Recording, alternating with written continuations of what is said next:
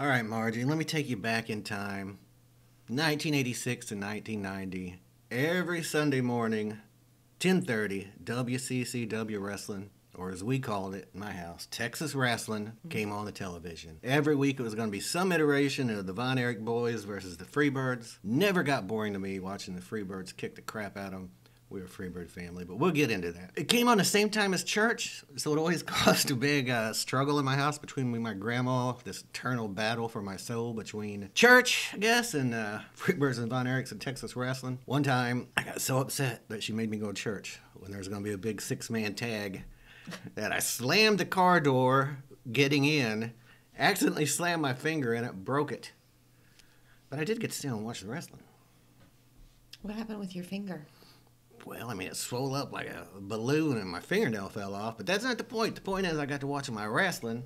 I believe that the Von Erich boys won that week. Of course. Much disappointment to me. Of course they did. We were a Von Erich family in our house. Oh, my God!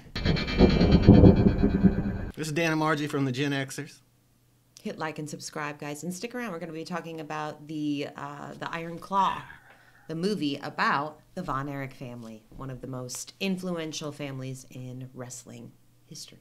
Ever since I was a child, people said my family was cursed. So in my household, we too would watch Texas wrestling. We were very much a Von Erich family.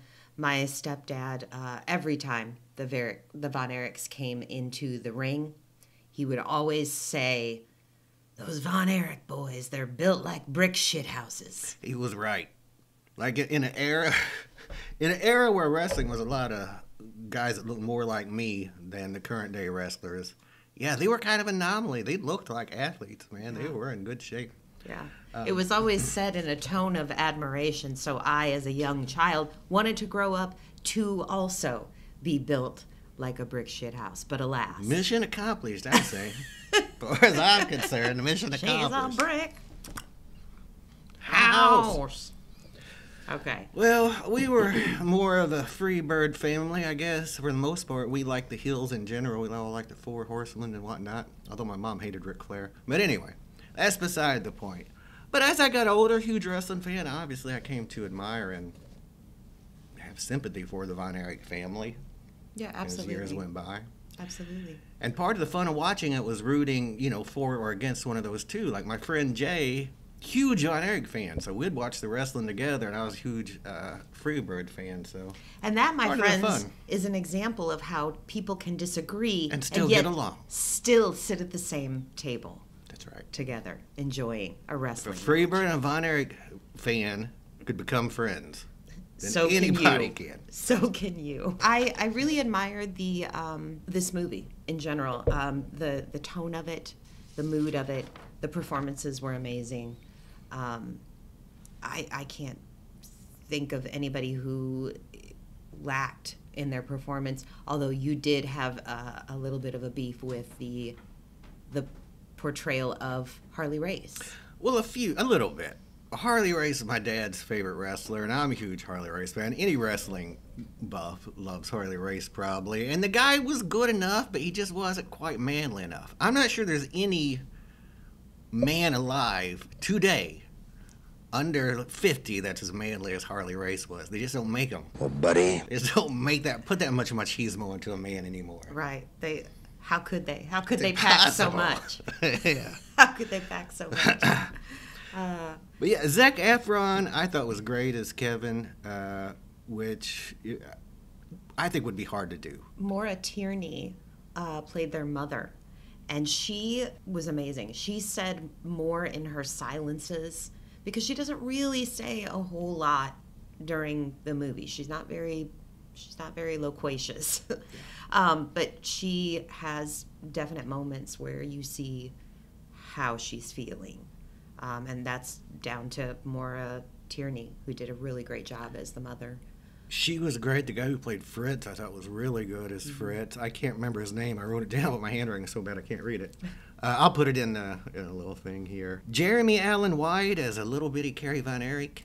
He was really good. Even the magic of Hollywood couldn't hide that he's 5'7", I guess. But still, he was very good. And how tall was Kerry Von Erich in real life? 6'2", I think. 6'2". I felt like the director And the actors made a really good choice in being understated because the story is so tragic and so, like, if it wasn't real, it'd be hard to believe. Like, except for the fact that it was based on a real story and then some. Like, the real story is even more tragic than this.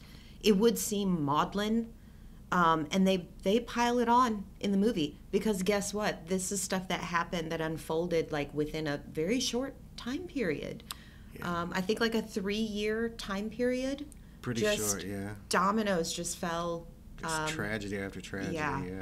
Yeah. Yeah, they actually lost one more son even than it showed in the movie. They kind of combined Chris and Mike into I guess just Mike. But yeah, just such a sad thing. It's amazing to me that Kevin is so not bitter now. Yeah. Like, there's a lot of testament to his character, his family, I guess. I don't know. And I think Zac Efron really captured that. Like, after seeing some of Kevin Von Erich's real interviews, I think Zac Efron really captured that quiet restraint that he has. He's not bitter at all, and Zac Efron isn't bitter at all throughout the movie. I'm sure everyone has heard what's happened to our family. I thought about a lot of words that I could use to describe this movie. Restraint was one of them. Melancholy was another one. Tenderness. There were moments of just complete and utter tenderness in this movie, and I appreciate the directors and the actors allowing us to see that. I finally settled on just kind of resignation.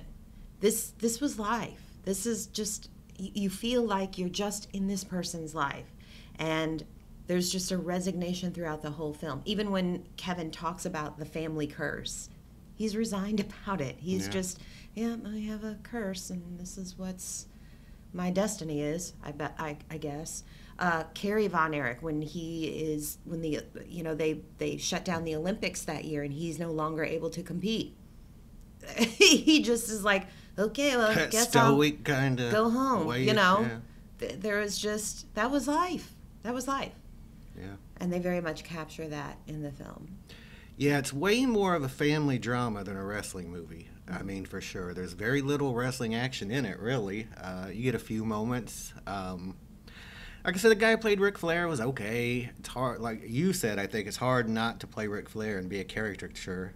I mean, even Ric Flair became a caricature of Ric Flair. Woo! The guy who played Harley Race, fine, but again, he only had about 30% of the testosterone Harley had. And where was the Conway Twitty hair? That's what I want to know. Yeah. That was a very integral part.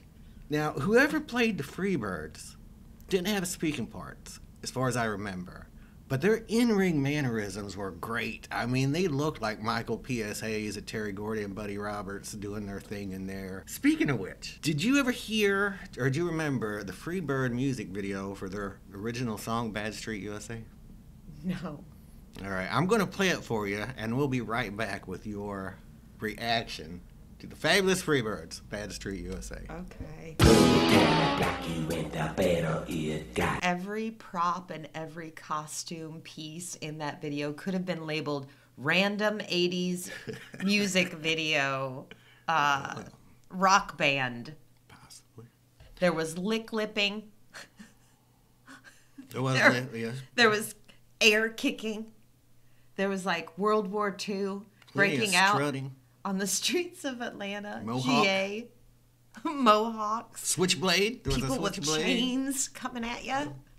By the way, this is Mellingtons, the like and subscribe cat, so please obey his wishes. That's right. It's the only thing that keeps him going after he 40, 50 years. He thrives on new subscriptions, so please tell your friends about the Gen-Xers as well. All right. So that's Bad Street USA. Uh-huh. Yep. Now, I was so into wrestling when I was around that age, teenage, and I loved it. I mean, when we were married, I still loved it. Mm-hmm. Still love it. Mm-hmm. But anyway, I was so into it then that my favorite music was wrestling music. Like that. So in 7th grade, our band teacher for music appreciation said, everyone bring in their favorite album, and we'll listen to a song from it, and we will talk about its artistic and musical merits. So I brought in the song For Everybody by Rowdy Piper. For everybody. And he just spent the whole time talking about how that's not music. This is not my God. Rowdy Roddy Piper. Yeah. You better bet it's music. Yeah, buddy. You better bet, buddy. Got up and DDT'd that mofo. Did appreciate that. Well, buddy. What are your overall thoughts on the Iron Claw? I thought it was a very nice movie, and I would recommend it. Again, I would say it's a very quiet movie, much quieter than I thought it would be, because it is a story about a wrestling family, but it is a story more about the family than the wrestling portion of it. I thought it was excellent. Yeah, don't go into it expecting a lot of wrestling action if that's what you're looking for. But if you're looking for a really good movie about the Von Erichs, this is it. It's very good. Great performances and great direction and just a touching. I teared up a couple times. I'll tell Yeah, ya. I mean, I've lost a few siblings myself. I found it very touching. I teared up a little bit, especially. I've seen some of the reviews who do not like the ending because it gets into a little bit of.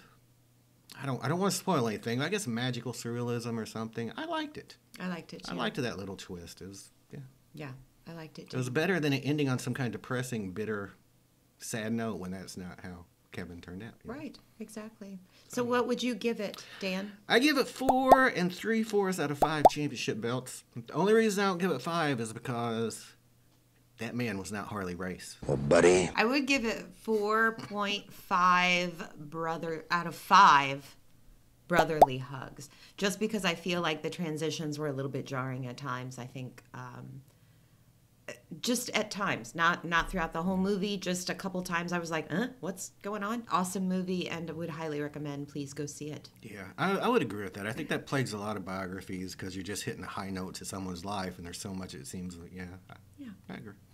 Definitely worth seeing. Yeah. But also, so are the Gen-Xers, so hit like and subscribe and come back and see us again. Do it!